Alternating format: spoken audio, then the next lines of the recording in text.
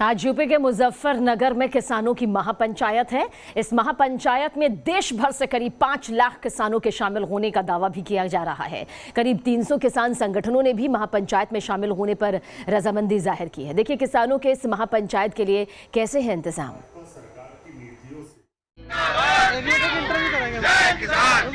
UP के मुजफ्फरनगर में किसानों का मन सज चुका है।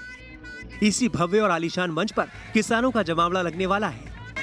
किसानों की इस महापंचायत को ऐतिहासिक बताया जा रहा है। साथ ही दावा किया जा रहा है कि इस महापंचायत में देश भर के किसान जमा होंगे।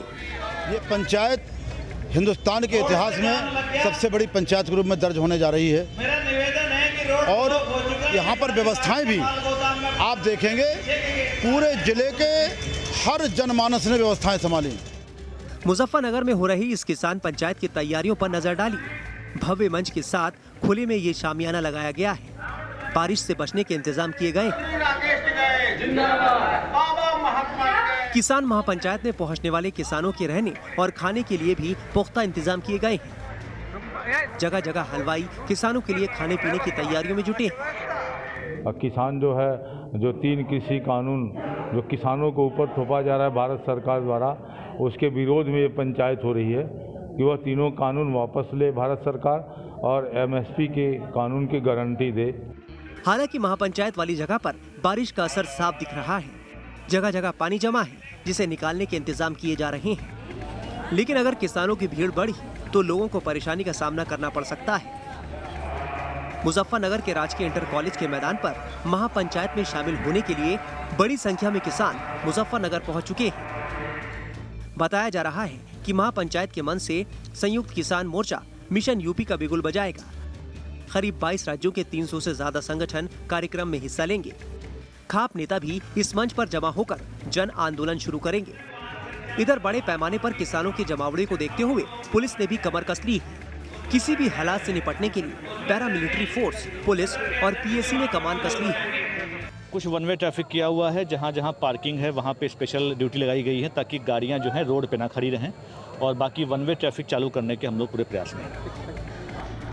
किसानों की भीड़ को देखते हुए शहर में 10 जगह बड़ी LED स्क्रीन लगाई गई है। किसान मोर्चे के वॉलंटियरों ने व्यवस्था की कमान संभाल ली है। माना जा रहा है कि पश्चिम बंगाल चुनाव में TMC की जीत के बाद किसान नेता भी पूरे जोश में हैं। अंदाजा लगाया जा रहा है कि किसान महापंचायत में करीब 5 लाख किसान जमा हो सकते हैं। किसान नेताओं की कोशिश विधानसभा चुनाव के पहले यूपी में सरकार के खिलाफ माहौल तैयार करने की है। Team news nation.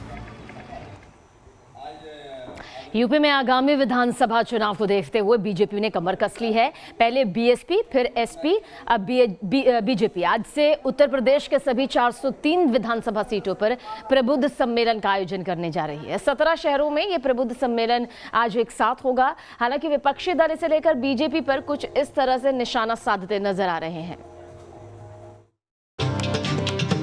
हमने तो कहा सबका साथ, सबका विकास।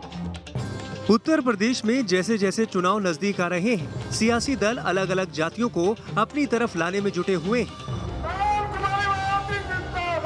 पहले विपक्षी पार्टियों ने प्रबुद्ध वर्ग को साथ लाने के लिए सम्मेलन किए, तो अब बारी बीजेपी की है। बीजेपी विपक्षी दलों के मुकाबले आज से प्रबुद्ध सम्मेलन को बड़े स्तर पर करने जा रही है, जिसमें मुख्यमंत्री से लेकर केंद्र सरकार के तमाम मंत्री, सांसद और संगठन से जुड़े नेता शामिल होंगे। आज से शुरू हो रहा बीजेपी का प्रबुद्ध सम्मेलन 20 सितंबर तक चलेगा। आज 17 शहरों में ये प्रबुद्ध सम्मेलन एक साथ आयोजित होगा।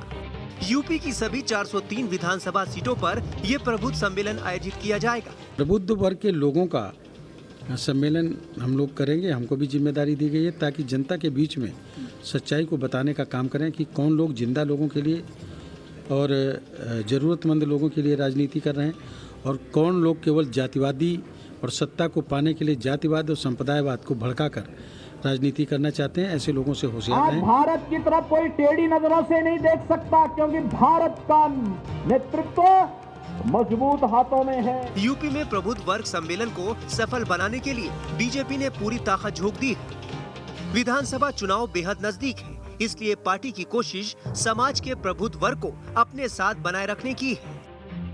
इसे लेकर पार्टी ने कैसी रणनीति बनाई है, इसका अंदाजा इसी बात से लगाया जा सकता है कि खुद मुख्यमंत्री योगी आदित्यनाथ वाराणसी से प्रबुद्ध सम्मेलन की शुरुआत करेंगे।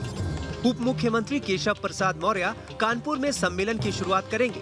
प्रदेश प्रभारी राधा मोहन सिंह प्रयागराज में रहेंगे। प्रदेश अध्यक्ष स्वतंत्र देव सिंह अयोध्या में प्रबुद्ध सम्मेलन की शुरुआत करेंगे। प्रदेश महामंत्री संगठन सुनील बंसल लखनऊ में रहेंगे। केंद्रीय मंत्री संजीव बालियान गाजियाबाद में सम्मेलन की शुरुआत करेंगे। इसी तरह बाकी शहरों में भी बीजेपी के मंत्री और सांसद प्रबुद्ध सम्मेलन में शिरकत करेंगे।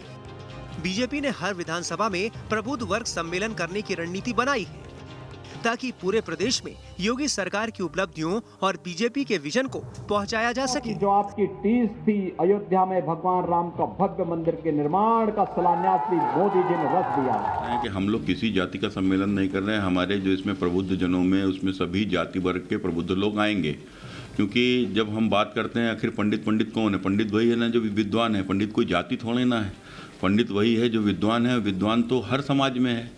अब डॉक्टर किसी भी समाज में हो सकता है, किसी भी समाज का पढ़ा लिखा व्यक्ति बड़ा हो सकता है। हमारी पार्टी का नारा है सबका साथ सबका विकास, तो इसलिए हर समाज में प्रबुद्ध लोग हैं, हम उनको बुलाएंगे। आज के परिवेश में भारतीय जनता पार्टी क्यों जरूरी है उनसे इस बात पर चर्चा करेंगे।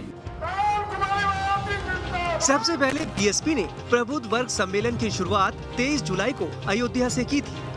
बहुजन समाज पार्टी प्रबुद्ध समाज को जोड़ने में लगी तो फिर समाजवादी पार्टी कैसे पीछे रहती। आनन फानन में समाजवादी पार्टी ने भी प्रबुद्ध सम्मेलनों का कार्यक्रम जारी कर दिया, जिसकी शुरुआत 5 अगस्त को पार्टी के बड़े ब्राह्मण नेता रहे जनेश्वर मिश्र की जयंती के दिन बलिया से हुई।